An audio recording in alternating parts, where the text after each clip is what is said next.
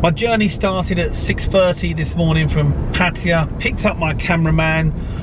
Wow, he was on time because we're off to Bangkok to see a professional vlogger, unlike myself, specialising in travel.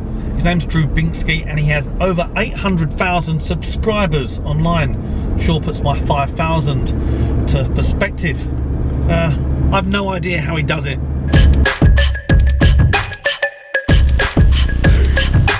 Keep right at the fork. Vloggers are the modern day Hollywood celebrity.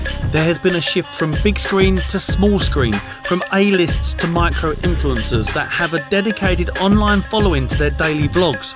Now, I do my best to make a weekly vlog dedicated to a niche position of a working family man expat in Thailand, and I find time to fit it in around my regular job. 3 hours later, not 2.5, 2 wrong routes, 250 baht on the Bangkok tolls, and finally I'm in Bangkok. Ladies and gentlemen, Drew Binsky. Hey guys, how's it going? Pleasure to be here.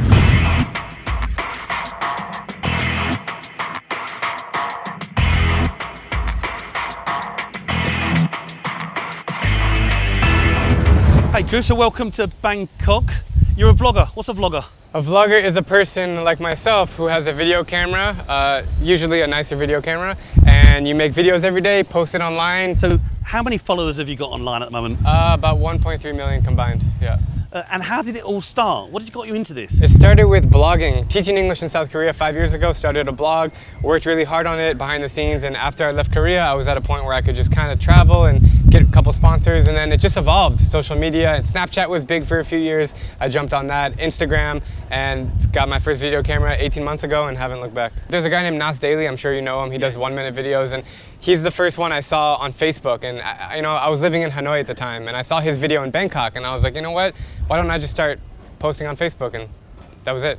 And if you could choose one vlogger to collaborate with, who would it be? Probably Casey Neistat.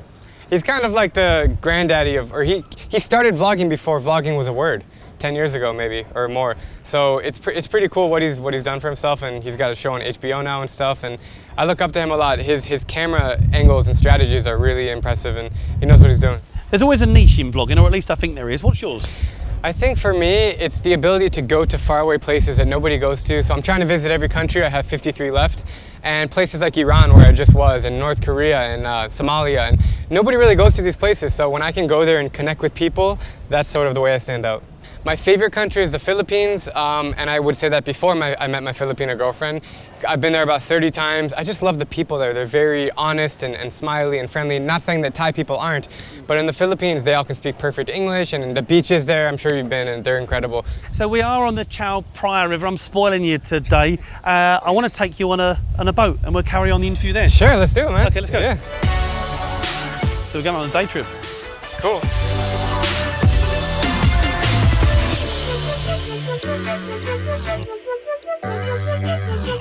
I want to talk about not vlogging so much, but the platforms that have allowed you to vlog. Yeah. So what do you use? Facebook and YouTube. That's it. Started with Facebook, and I'm starting to post on YouTube, but I find the community on Facebook to be a lot more engaging and my target market, to be honest. I've tried vlogging, 5,000 followers, pathetic, but it's fun. You've got 800,000 and growing, so Facebook gives you different status, don't they? Yeah, so you have to get invited to their watch platform, which is their answer to Netflix or Amazon Prime. And what you can do, you can monetize your videos through ad money, same as YouTube. But it's hard to get on. Everybody asks me, like, how do you get on Watch? And Facebook just sent me a message and said, hey, we would like to invite you. So I wish I had a better answer to that. But yeah, once you're on, they sort of push your videos through their network and you get paid. So I love Facebook so much in the community that I don't really care about the money so much, and I'd rather make good content on Facebook. But on YouTube, I make about twice as much money as Facebook.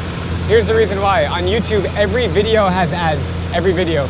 On Facebook, to qualify for an ad, it has to be 180 seconds or 3 minutes long. My videos are between 2 and 3 minutes. So if it's under 3 minutes, I make $0. If it's over 3 minutes, I can make money off it. So only half my videos make money on Facebook. Oh, so only half of them. Only so half. You don't let Facebook call the shots on how long your video is?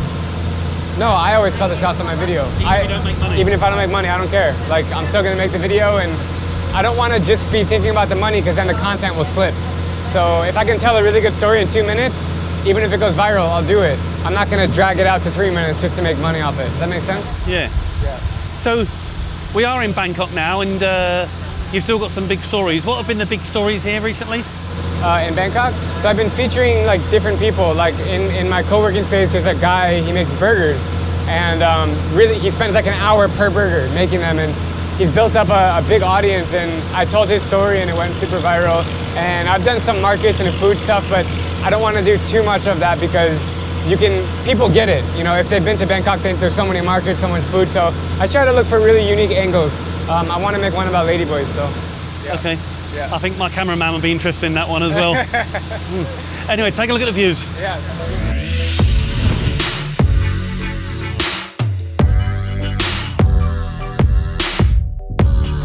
What have you liked best about traveling? Really, it just comes down to the people. I mean, food is great, you know, everybody likes eating different food, but when you go to a place and they don't speak your language and you can just connect with them using body language, and you know, everyone's the same. Every person needs to eat, they need to sleep, they need to love, and so when I go to these places and meet people, it's very, you know, it's humbling to see how they live and how we're just the same. So, and any place, like in Ethiopia, I went to the Omo Valley, which is like in the middle of nowhere, and I went, these tribes, they pierce their lips like this, and they do all these rituals, and like that stuff is so cool. So.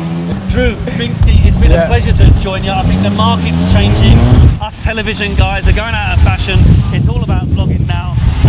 Thanks for seeing me. Thank you, man. I'll see you again very soon. Yeah, please do.